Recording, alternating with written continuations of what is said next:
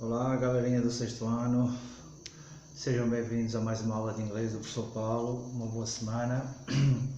E hoje vamos dar início a mais outro conteúdo ainda dentro do conteúdo da aula passada, daquela videoaula da semana passada, que nós falámos sobre o verbo to be, se recordam ainda, não é? De que forma a gente utilizava o verbo to be, na afirmativa, na interrogativa, na negativa, enfim, o que é que o verbo queria dizer, de que forma é que nós poderíamos usar, enfim, tudo isso. E hoje a aula tem um pouco a ver com a aula que nós vimos na semana passada, ou seja, vamos utilizar o verbo to be outra vez, não é? Mas numa estrutura diferente, uma estrutura que é fixa e que representa aquilo que nós chamamos em português existe, tem, certo? É uma estrutura que nos permite falar de qualquer coisa que existe ou que não existe. Então, para isso vamos utilizar o verbo to be com mais qualquer coisa. Eu achei que era interessante isso, até porque tínhamos falado no verbo to be na aula anterior, e ao mesmo tempo já seguirmos com todas as, digamos, as possibilidades de utilização do verbo to be, que são várias, muitas até, na língua inglesa. Então, hoje eu trago-vos o tal do there mais be, there plus be, que expressa sentido de haver, existir e ter, como eu falei anteriormente, haver, existir e ter. There plus be, there mais be, ou seja, esta estrutura fixa, there, e o verbo to be, que a gente já vai ver como é que vamos trabalhar com ele.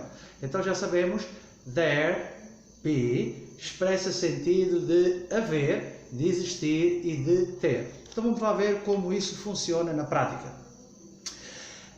Os verbos em inglês, eles flexionam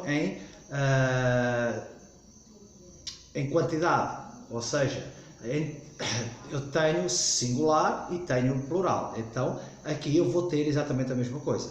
Eu vou ter que utilizar o verbo to be no singular e o verbo to be no plural. Se vocês recordam, na aula passada nós vimos o verbo to be no singular e no plural, ou seja, no presente era o quê? I am, you are e she is. Então seria o quê? I'm, are e is, or I'm, is e are. Então é isso que nós vamos utilizar aqui. Então vamos lá ver no singular como fica. Reparem, singular, eu tenho aqui a minha estrutura fixa, there, e depois eu tenho o verbo to be no singular, is. Recordam-se da aula passada, is era para a terceira pessoa do singular. Então temos aqui o verbo to be. Então eu tenho there is. Reparem, significa há, significa existe, significa tem. Então, eu tenho aqui como exemplo, there is a car in the street. Existe um carro na rua. Reparem, there is. There is. Verbo to be, ok? Estrutura fixa, there is a car in the street.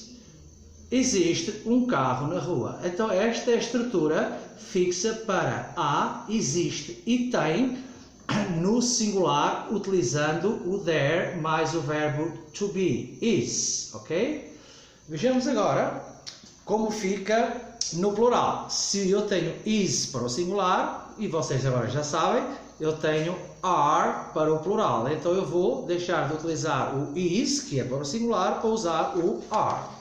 Vejamos aqui o plural e funciona da mesma forma. There, que é a estrutura física, que está fixa, e tenho o verbo to be, are, para o plural. Verbo to be, e eu tenho there are, que significa há ou existem. E reparem, eu utilizo o mesmo exemplo que utilizei para o singular e diz assim, there are two cars in the street. Existem dois carros na rua. Reparem, there are. There are. Estrutura fixa e o verbo to be no plural. There are two cars in the street. Existem dois carros na rua. Reparem que a única coisa que mudou aqui foi o quê? Como é plural, vem para are, porque se fosse no singular era is, certo? Is singular, are plural. Então, esta é a estrutura na afirmativa. There is, there are, there is singular, there are plural. Vimos na aula passada, e eu digo vimos porque está tudo encadeado, isto é tudo uma cadeia, e no verbo to be vimos que também existia o uso do verbo na negativa. Aqui é exatamente a mesma coisa. Eu posso dizer não existe, não tem, não há, então eu vou ter que usar a negativa. E eu vou fazer aqui exatamente a mesma coisa que eu fiz na aula passada para o verbo to be. Então vamos lá, como é que foi? Eu disse que era só acrescentar o not na aula passada. E aqui é exatamente a mesma coisa, meus queridos. Ó, there is not, there are not. Reparem, estrutura fixa, there, verbo to be no singular, verbo to be no plural e depois a minha negativa. There is not, there are not. E depois eu vou colocar aqui, a seguir ao meu not, tudo aquilo que eu pretendo na minha sentença, na minha oração. Agora, o que eu pretendo é que vocês entendam isto. There is, afirmativa. Quando eu acrescento a seguir ao verbo to be o not, eu estou na negativa. There are, eu estou na afirmativa no plural. Quando eu acrescento o not a seguir ao verbo to be, eu tenho a minha negativa. There is not, there are not. Ok? Negativa é só acrescentar not a seguir ao verbo to be, ok? E agora vamos para a interrogativa. Também vimos na aula passada o verbo to be na interrogativa e eu disse que era o quê? Era só inverter os papéis, o sujeito com o verbo. E aqui é exatamente a mesma coisa. Então vamos lá, é isso. Ó, interrogativa, trocar verbo com o there. Então eu tenho, ó, is there, are there.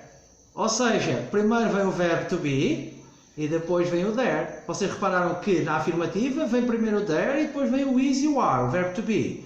Aqui ao contrário, aqui vem primeiro o verbo to be, is e are e depois vem o there, ok? Então, na interrogativa, eu tenho primeiro o meu verbo, neste caso o verbo to be, e depois tenho a minha estrutura fixa. Is there, are there, e depois vou colocar tudo aquilo que eu pretendo na minha interrogativa. Vejamos alguns exemplos, meus queridos. There is a book on the table. There are two books on the table. Ó, afirmativa, singular, plural. Existe um livro em cima da mesa. Existem dois livros em cima da mesa. Agora reparem que aqui é com not na negativa. There is not a book on the table e there are not two books on the table. Reparem que eu coloco o not a seguir ao verbo. Então eu vou dizer o quê? Não há nenhum livro em cima da mesa e digo não há dois livros em cima da mesa, ok? Então reparem que é só colocar o not a seguir ao verbo. Afirmativa, negativa e agora a interrogativa. Reparem que o verbo to be está antes. Então, is there a book on the table? Are there two books on the table? É o exemplo exatamente o mesmo e explico, pergunta se existe algum livro, um livro em cima da mesa ou se existe dois livros em cima da mesa. Então eu tenho afirmativa, negativa e interrogativa. Bom, meus queridos, eu espero que tenham entendido como funciona o there mais o be, ou seja, there is, there are. E agora chegou aquele momentinho de vos dizer qual é o desafio, qual é a atividade para esta semana. Bom, como viram, já conhecemos o verbo to be, como é que ele se utiliza, e agora conhecemos como é que ele se utiliza na estrutura there. Então eu vou-vos pedir que vocês façam frasezinhas com o there is, there are na afirmativa, na negativa e na interrogativa. Fica a vossa escolha, o tipo de frase é com vocês. Isso é o que menos importa neste momento, importa sim que vocês tenham entendido como é que é a estrutura do there is, there are. Na negativa, na afirmativa e na negativa. Vamos fazer 3 fases para cada uma destas. 3 para a afirmativa, 3 para a negativa e 3 para a interrogativa. Meus queridos, estou disponível para tirar dúvidas sempre que vocês precisem, através do meu e-mail, como vocês sabem. E espero que tenham entendido. Um grande abraço do professor Paulo.